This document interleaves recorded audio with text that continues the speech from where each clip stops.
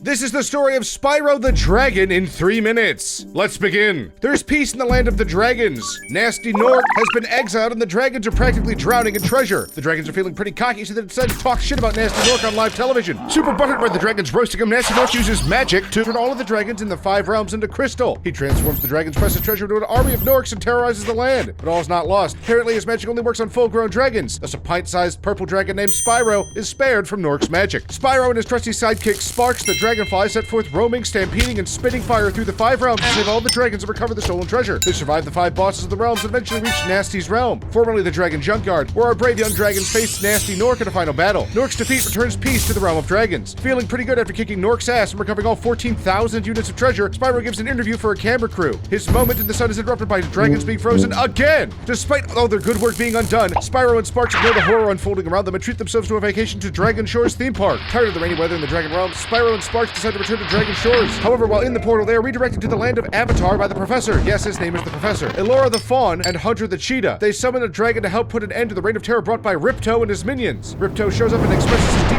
hatred of dragons. Ripto escapes to Summer Forest. Spyro agrees to help Elora's team deal with Ripto. Spyro and Sparx travel through the realms collecting talismans and gems. They make many new friends along the way. Moneybags the bear is not one of those friends. He frequently blackmails Spyro. Fuck that bear. They catch up with Ripto, who's 6 crush on them. Spyro and the gang chase Ripto through the autumn plains.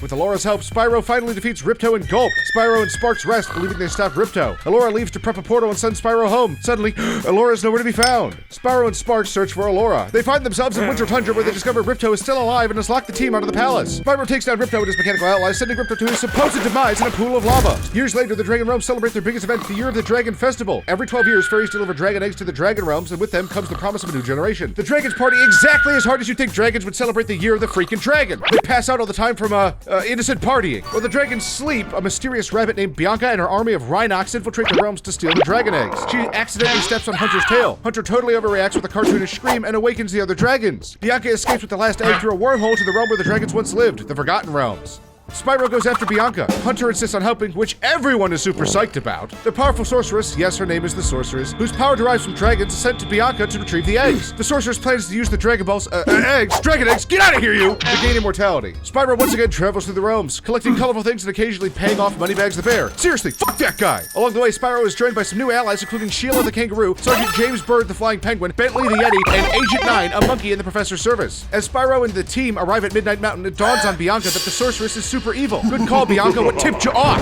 Bianca betrays the Sorceress and comes to Spyro's aid, releasing Hunter from a trap he probably walked right into and opening the path to the Sorceress's lair. Spyro defeats the Sorceress, however, she's not dead because there has to be motivation for Spyro to collect all 150 eggs and 20,000 gems. After gathering a ridiculous amount of eggs and gems, Spyro confronts the Sorceress in a spaceship because that fits the tone of the series and saves Dragonkind from extinction. And that's the story of every Sony's fanboy's favorite purple monster, Spyro the Dragon in 3 minutes. I hope you guys enjoyed the video. If you did like the video, give it a like down below. If you want to see more content, please subscribe. Bye-bye.